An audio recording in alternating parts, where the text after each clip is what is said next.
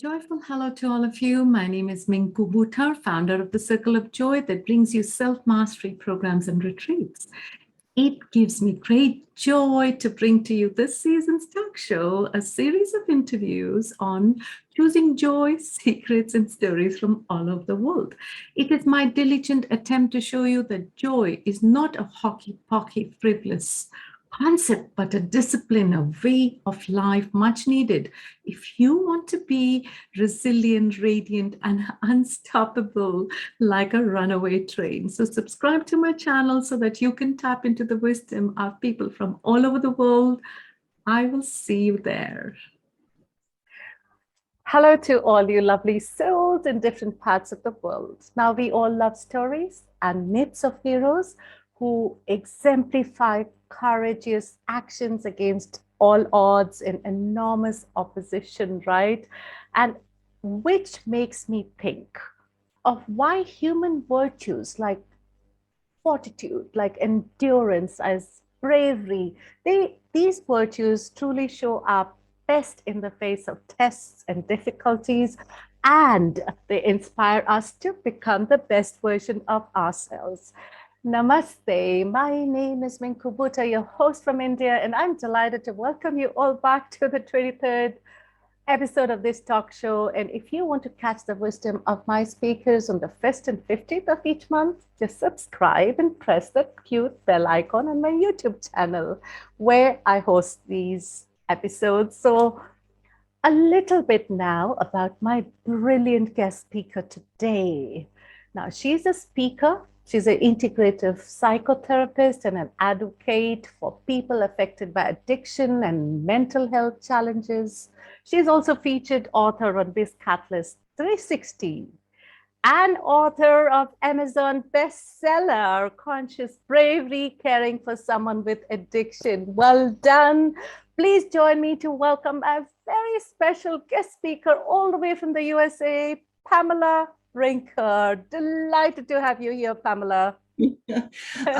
It's such an honor and a joy to be here with you and your listeners. Oh, ever since we had that first conversation, and we completely thought like, oh my God, there's so much to bring to our audience. I've been waiting for this episode together.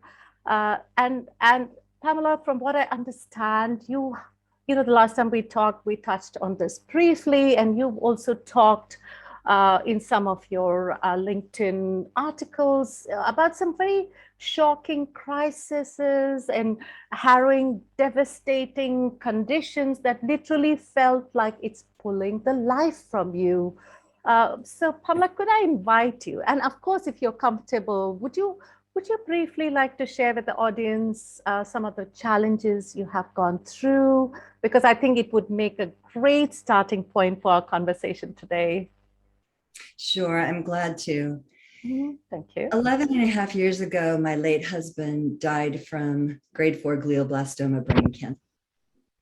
And it was such a devastating challenge to grieve that loss. I loved him dearly.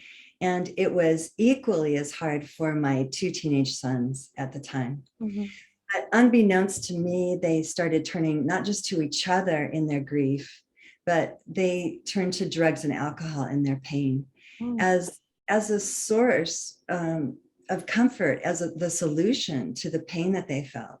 And within short order, they became dependent upon stimulants, and within 4 years, they both became addicted to methamphetamines. And the challenge was just so huge. Back in the beginning, when my husband first passed away, there were a few days where I was really just hopeless and suicidal. And I said, I can't do this. And, grace came to me though. And sometimes grace comes in the form of something you've read. And I remembered something I'd read in Cheryl Strayed's book, Tiny Beautiful Things. And she said, we parents don't have the luxury of despair. Oh, that's huge. It really touched me, and it moved me out of this abysmal place into, okay, I can do this. I can and I will. But initially, Minku, and some of Mhm. your listeners may be able to relate to this too, Mhm. I sort of thought I had to be more assertive, and just to muscle my way through it. Having been a former competitive athlete, that was a style I was comfortable with. Mhm. Because I was also a psychotherapist and had learned to bring tenderness and compassion to my clients, Mm. again, I was graced with the understanding that I couldn't just muscle through this with my sons. I had to be able to hold space for their Yeah. pain and walk alongside them Mm. in their wilderness so that they didn't feel alone, and to be comforting and tender. Mm. That's when I started cultivating a bravery practice, because as you know, and I feel that a lot of us realize, there isn't really a protocol for how to be consciously brave. And there wasn't anything available in one book form for me at that time. I was resourcing from 8 or 10 books and talking to several therapists and we were doing family therapy and so forth. But so I began working on and writing Mm. what I taught my clients, but revising it for myself. And I Right. really had to modify what I knew well, but Mhm. make it work for me then. And that's why I wrote the book. Right. And Needed at the time. much needed, and absolutely kudos. I mean, I can just imagine when you are yourself slipping into that dismal black hole, and then you just come out of that and say you have to. It's non-optional to do this for our children, and for yourself, right? Because Pamela, I always think that bravery is about fearlessly confronting something painful or something difficult or something dangerous, right? So I'm curious, of course, and I want our audience to know about this conscious bravery concept in your best-selling book. I'll come to that in a bit. But tell me, where did it all originate from? What were your thought processes? Did you think that bravery is a state of mind to be cultivated, or do you really believe it's an innate quality? How do you perceive bravery, Pamela? Everyone is born with the seeds of bravery. Uh-huh. Like love, we're born with the capacity to love well. We're born with the capacity to be brave, but they have to be cultivated. Hmm. We have to care for them as seeds and develop skills and tools and practices in loving well and in becoming brave. And so just as love takes on a lot of different forms, Mhm. sometimes we love with some sternness, and sometimes we love with compassion, sometimes we love with joy. Bravery has a lot of different looks too. Oh, It's both. To answer your question, it's both. It's a quality, but it's not just a quality because we have to use it. Conscious bravery means we take action. it's interesting. So bravery, as we know, it's not only reserved for soldiers and firefighters and activists. So I think it's you're right. It's a quality, and someone is brave, full stop, right? And I always think about courage as well, because courage is again a virtue that exercises a conscious choice, right? So, Yeah. so are you saying to be brave, Pamela, you don't really need to do anything extraordinary except to cultivate, and then you get into the zone with the right attitude, right? And that's how conscious bravery, the title, came around. So tell us a little bit more about this beautiful, delicious mix of courage and bravery, Pamela. Bravery takes on so many different forms. It Yeah. can mean talking to someone in the grocery line who looks like they're downtrodden and just trying to encourage them. So that might take a little bit of bravery for us Mm-hmm. to do that, to reach out and say, hello, how are you doing? Or, something, I like your dress. Mm-hmm. But bravery is cultivated in those calmer moments so Mm. that we really have it accessible during the most huge devastations, which will hit all of us because life is hard. Right. But I believe in practicing and living from a place of wonder and joy rather than despair, because life is so hard and I don't want to be taken down. And I want to be able to be an oasis for my sons and my friends who really struggle at times. So to be the oasis means that I practice consciously being brave all of the time in every situation. So I practice during the calm moments, when I'm at home, when I'm walking around my house, and I practice in the tough moments when I'm listening to a client tell me about a huge shock they're facing. Right. So it's the absence of fear. Is that what you're saying as well? That's what I'm hearing. It's not quite. Not That's really. Great question. I don't think any of us can ever be without fear. If we're without fear, we might walk across the street, in a 4-lane intersection and get hit by a car. So it's really more about becoming less fearful, becoming rather than fearing less. So we become less fearful rather than becoming fearless.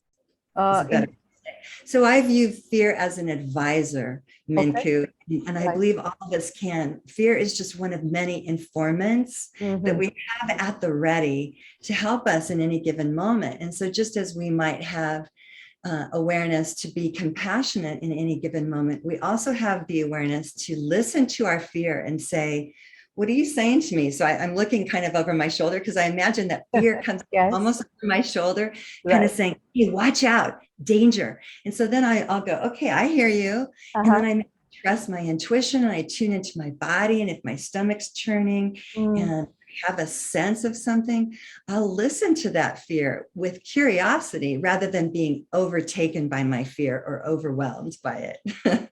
That's beautiful. So we are inviting our fears into our present situations as advisors, right? That's what you've written, right? Yes, exactly. Yes. So that way we have almost a relationship with fear and any other emotion. And I believe in that too, and teach it, that we want to be able to befriend all of our feelings, not just happiness. Right. And some of us are pretty comfortable with sadness. Some of us are sort of comfortable with anger even, but even shame, Minku, and your listeners. I hope that anyone here who's listening can know that even if you feel shame or guilt, you can comfort and soothe yourself and say, oh, there I am feeling shame. Okay, I'm right here. And we bring that tender compassion to our fears as well. Like, wow, I'm really overwhelmed. I'm super fearful right now. Okay. Then we bring in that consciousness, that awareness. And so I keep mentioning consciousness. Consciousness to me is really being fully aware. Absolutely. Fully aware, awake, alive, vibrant, even if we're sad or fearful, we're awake. We're saying, okay, wow, I'm really scared right now. So that's the consciousness piece. That is beautiful. And I think conscious bravery, oh my God, I love how you said that it's you bring in the conscious awareness that you are feeling whatever you're feeling, right? The connection with what you're feeling and your essence at that time. And I think there is an element of surrender, would you say, to the moment? Would you perceive it as that? Yes, brilliant. I write about and teach that we want to be in the present moment so fully that if we're not, we're aware at that time and say, okay, I wasn't present then, but consciously breathing, I'm back to the present moment now. And I like to call it a now there's this approach. So we say, oh, wow, I just got that news. Now there's this. I'll consciously breathe into that awareness of whatever news I just received or whatever really challenging situation was just presented to me. I'm aware of it. And I say, okay, now there's this. And I don't fight the present moment. I used to do that. Many of us and fight. It's tiresome. And it's tiresome. This, I do not want this to happen. I want what I used to have, back to the old normal. Or we live in the future, right, Minku? Yes, and yes. Many of us, we live, oh, I'll be better once I'm done working today, once I get off. Absolutely. the clock, or this weekend when I go away. But that hasn't come. So why not just say, okay, now there's this moment, and now the's this new moment, and now this other moment. And so we live, I try to live moment to moment to moment. That is beautiful. And I can absolutely resonate with that, Pamela, because, long before mindfulness came into my life, and, I became a mindfulness practitioner and brought that to my clients all over the world. I think, yes, it's like a butterfly or a monkey mind, and you're always flitting from one tree to the other, and you're either paranoid about the future that's not even happened yet, or we get stuck like a broken record in the past, and love this victim role that we all play. So, Pamela, tell us. I'm still fascinated by that title, Conscious Bravery. So, where can people find this book, and what can they hope to discover in this journey that you've captured in this book? Well, in answer to your last question, to me, when we're really practicing conscious bravery, here's what the book is like, we're able to do whatever's needed in any given moment. Beautiful. So as you said earlier, we might be activating sort of a save the day. I'm going to drive in the middle of the night to meet my son who just got kicked out of a sober house, and he has nowhere safe or sober to go to. So that it might mean that, but it also might mean just holding space for someone that we love in tenderness. And so I like to say that conscious bravery isn't always tough as nails. It can look like softness, and it can sound like stillness. Oh, that's beautiful. That's beautiful, because we, Pamela, grew up thinking to be brave, you've got to be the tough cookie and hard as nails. And you bring such a beautiful aspect to bravery. Thank you so much, Pamela. Where can people find this book? Right. So it looks like this, and probably the best place to get it is on Amazon. Beautiful. You can go to Amazon.com and just bring up Conscious Bravery and my name, Pamela Brinker. You can also, you can get it in paperback or on Kindle. And this year I plan to lay down an Audible as well. So it'll be available on Audible later this year. But one can also go to my website, which is www.bebrave.us. And there you can request a signed copy. If you like, and I will send you a signed copy of the book. Wonderful. I know where to get my copy, and I can't wait to meet you in person, Pamela, one day, so that I can get this personally signed. And I'm putting that intention out, and I think it's going to happen. Talking about brave tools, there was another article of yours, Pamela, that really caught my eye. I think it was about the one you said, how liberating, you said emptying ourselves of former hopes and dreams is very liberating. And that's huge, Pamela. That's huge. It's powerful, because, amid shocking crisis and, the devastating circumstances, you bring hope and say that you can still activate strength and tenderness. How does one even start, Pamela, on this brave journey? I mean, where does one start to feel liberated?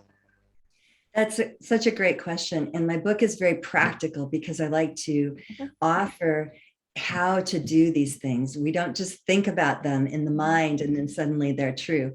And so really to integrate the capacity to be fluid and to flow with all different kinds of situations, we want to become resilient and adaptable, right? To have magical flexibility.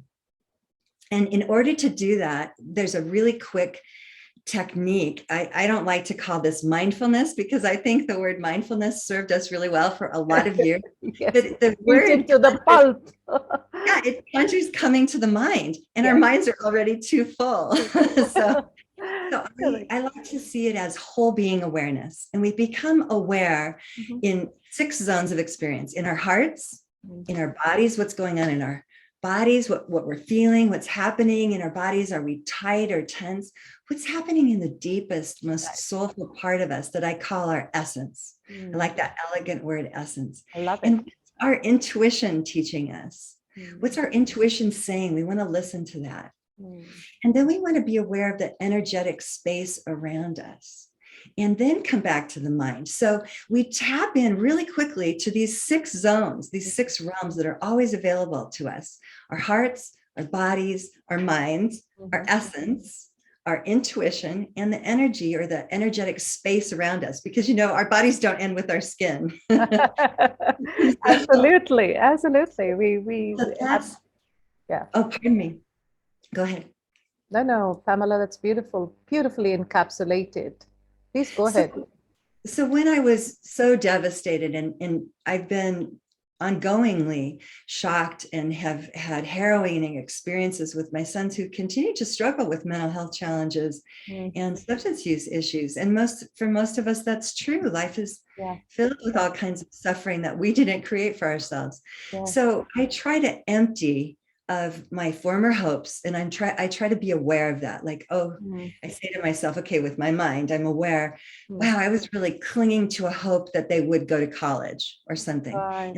And but you know, this moment they are mentally stable, and this moment their physical health is strong and good. And so then I can consciously breathe into that space, and I can maybe even cry my heart out and console myself that something I wanted just is not true. But then I can let that move through me. That pain can move through me. And then I can come back into, now there's this, now there's this. I wonder what will happen. And it brings curiosity. And I can bring that kindness and tenderness, not just to myself, but then when I start with me and my whole being awareness, I can offer it to my sons or to my loved ones, to you, my new friend, Thank to you. listeners. Yes. So That's such a brave journey. And of course, Pamela, my heart goes out to you, to self-love for myself, because I know that being a caretaker is an emotionally and a physically exhausting journey. I'm a caretaker for a very close family member. We've talked about it, and I know now that you are too. And we both, and anyone who's gone through it knows that it requires patience. It takes tenderness, it takes selflessness and hard work. It's exhausting sometimes. So you do need to bring that tenderness back, and a zone of self-love and self-care. And I bring it up, Pamela, especially today, because I know that amongst all the tools that you also use beautiful meditations, right? To recharge the batteries, correct? yes. Yeah. And is there one particular one that pops up in your mind right now, Pamela? And would you perhaps, I know we've never done this on this show, but perhaps would you like to lead our wonderful audience to one? What's coming for you? It would be a delight. Absolutely. And by the way, Minku, you have my whole heart with your experience. And anyone who's listening, who struggles alongside someone who has issues in the wilderness of mental health or substance use, you have my whole heart as well. And so, yes, I would love to share what I teach and practice myself, which is I call earth and sky. So it's really pretty, and it can be fun, but it can also be a really strong and tender practice that we bring to any situation that's challenging. And the great thing about Earth and Sky is we can do this anytime, any place. So before I stand up and teach you, I guess I'll start with, let's just take about 10 seconds to breathe consciously into our whole being. And one zone may jump out more than another, but tap into your whole being as you breathe in consciously. And then breathe out with a huge exhale consciously. So let's do that one more time. You may breathe in, noticing your intuition or your body or your heart, just whatever jumps out at you. And then breathe out and exhale into this bountiful field of energy around you. And as you continue to do that at your own pace, allow whatever is. Whatever's here in this moment for you, just accept it. It's here right now, but it won't stay. It doesn't mean that it will last forever. In fact, if you allow it, it will probably move and morph more quickly. So beautiful. Thank you for trying that with me. That's the beginning of Earth and Sky. We start out with just conscious breathing. But so now I would love anyone who's listening to kick their shoes and get barefoot with me. I'm going to kick my shoes, Pamela, but I'm not going to stand up because I've got a very limited cord to you know. So I will assume I'm standing with you and with everyone else who's going to practice this beautiful. And by the way, I love what you're wearing. That's absolutely such a beautiful teal color, one of my favorite colors. So over to you, Pamela, to lead us through this beautiful meditation. Exciting. So just as we were consciously breathing, we want to continue breathing in and out at our own pace. Okay. And most of us have done a little bit of yoga and have stood in what's called Tadasana, either like this or with arms straight up. Earth and Sky is a combination of both. We are embodying opposites. We're holding it all. We're holding the dark with the light. We're holding the tenderness with the strength. And so that's why we stand barefoot. We want to feel our feet touching into the ground and reaching down through all the layers of the earth to the middle of this beautiful blue planet. So you're tapping into what grounds you and gives you support. And so both arms are down initially, but then we move hands up through heart center and we move our right arm down and our left arm reaches up to the sky. So here we are at Earth and Sky. We're connecting to what's greater than us. We're tapping into nature, God, source, the universe, the Tao, whatever you like to call it, it doesn't matter. The key is to tap into what gives you meaning and look down at yourself and say, oh, there I am. It's all right, I'm right here. And so you're two places at once.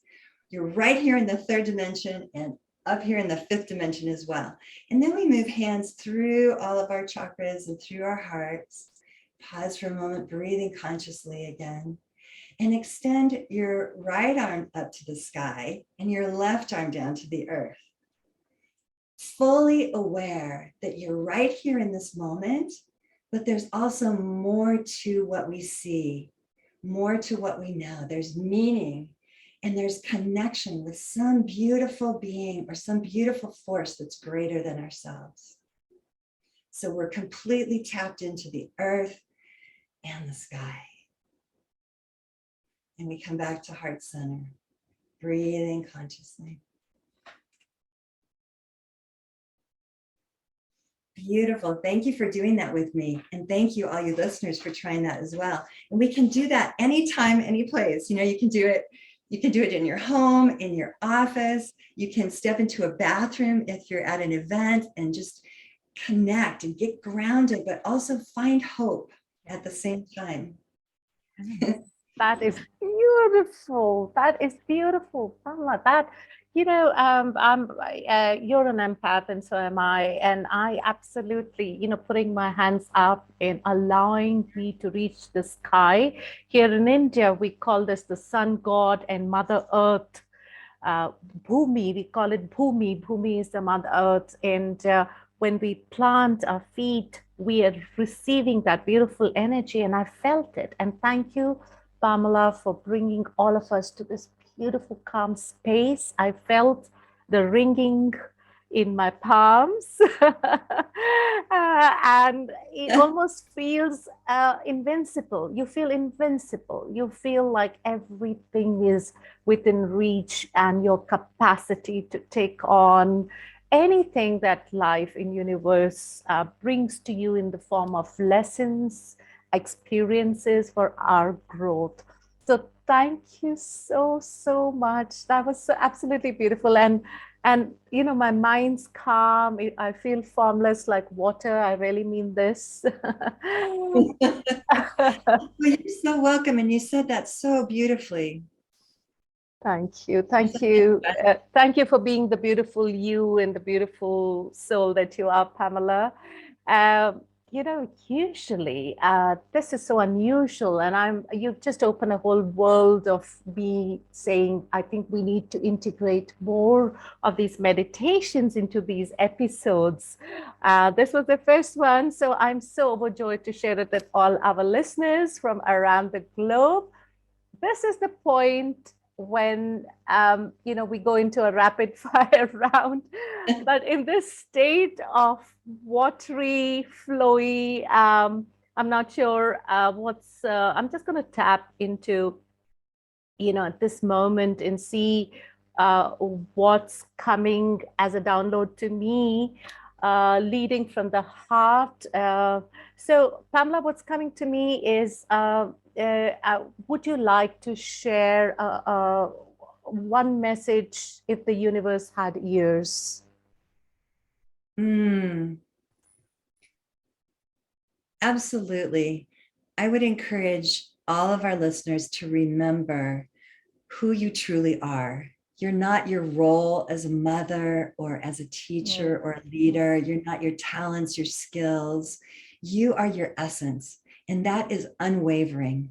You always have your beautiful soul, or I call it the elegant word essence, within you. And it's who we've been from before birth and who we are throughout this life and into death and beyond. And so if your situation changes, if you lose your job, whatever happens to you, you still always have your essence with you. And so that's the first thing. The second thing would be to do your self-care. Do self-care diligently, because that's what conscious bravery means. It means we have at the ready the capacity to do whatever is needed in any given moment. And so we have to take care of ourselves and put the oxygen mask on our own faces, as it were, even though it may feel like the plane is going down. And so it seems non-intuitive to take care of ourselves first, but then we're better able to love others and to have wisdom about what should be done in any given situation.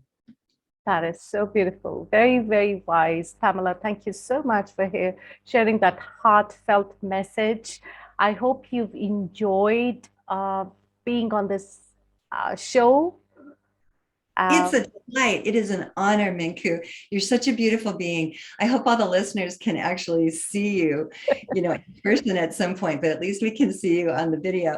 But you're just a delight. And this was truly, I have so much respect for you, and you bring so much value. Oh, thank you so much. Thank you so, so much from the bottom of my heart. It's what keeps me going. It's the value we bring to our listeners together. I think this is really our essence, as you call it. We can do this better together. And and my message to the audience today would be, if you desire a calm mind, do this meditation that the beautiful Pamela brought from the universe, because it can then become your ultimate weapon against your challenges. That's how I see when you imbibe the whole universe, the earth, the sky. So that brings us to the close of this episode. So Pamela, join me in saying bye to our global audience. Love you all, and we will see you in the next episode. Namaste from all of us, and Godspeed. Thank you, Pamela. It's been a joy having you with me today. Thank you so much. It's a delight. Bye now. Bye-bye.